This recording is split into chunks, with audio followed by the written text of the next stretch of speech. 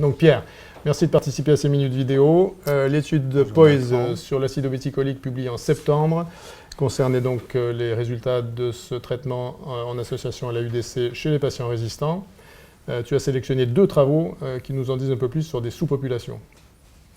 Oui, tout à fait. J'ai sélectionné un premier poster d'une équipe américaine qui s'intéresse aux résultats d'efficacité et de tolérance de l'acide obéticolique chez le sous-groupe de patients présentant une CBP et qui ont une cirrhose.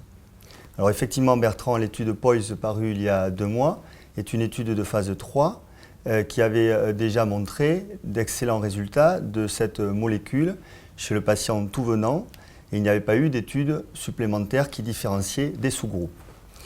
Dans cette étude américaine, et c'est l'objet de ce poster, les cirrhotiques représentent 17% des malades. Les résultats à 1 an montrent que l'acide obéticolique fait aussi bien que chez le patient non cirrhotique, c'est-à-dire que les patients qui sont traités par acide obéticolique, qu'ils soient titrés ou donnés à la dose de 10 mg, donnent des résultats de 54% d'efficacité sur les tests biochimiques chez les patients titrés, 40% chez les patients traités par acide obéticolique 10 mg et seulement de 8% chez les patients traités par placebo. L'acide obéticolique titré, c'est? Alors la titration, c'est une notion qui avait été induite par l'étude Poise justement. C'est les patients qui commencent à 5 mg et qui, si le traitement, l'objectif atteint de réduction des phosphatases alcalines n'est pas atteint, vont être placés à 10 mg de façon à augmenter l'efficacité, si tant est qu'ils tolèrent bien le traitement.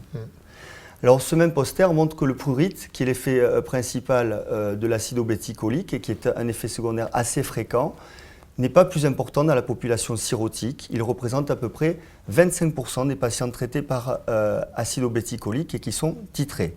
Finalement, ce poster montre que l'efficacité et la tolérance de l'acide obéticolique chez les patients atteints d'une CBP au stade de cirrhose est la même que chez les patients qui n'ont pas de cirrhose.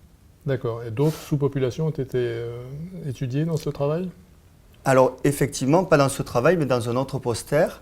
Une autre étude américaine a révélé et a étudié l'efficacité et la tolérance de l'acide obéticolique chez les patients insuffisants rénaux. Et effectivement, on est étonné, dans l'étude Poise, il y a environ 27% de patients qui ont une insuffisance rénale minime à modérée, c'est-à-dire une clairance de la créatininémie toujours supérieure à 30 ml par minute. Et voici également les résultats. On voit que l'acide obéticolique, ça marche dans cette sous-population-là. Et en termes de tolérance, il n'y a pas plus de prurite ou il n'y a pas plus d'effets secondaires plus embêtants avec ce traitement. Donc, pas de différence significative dans ce sous-groupe. Merci Pierre. L'acide obéticolique devrait être disponible l'année prochaine, on espère, dans cette indication. Et vous avez sous la vignette de la vidéo que vous regardez le lien pour accéder aux posters, aux 2 posters dont tu nous as parlé. Bonne soirée. Bonne soirée.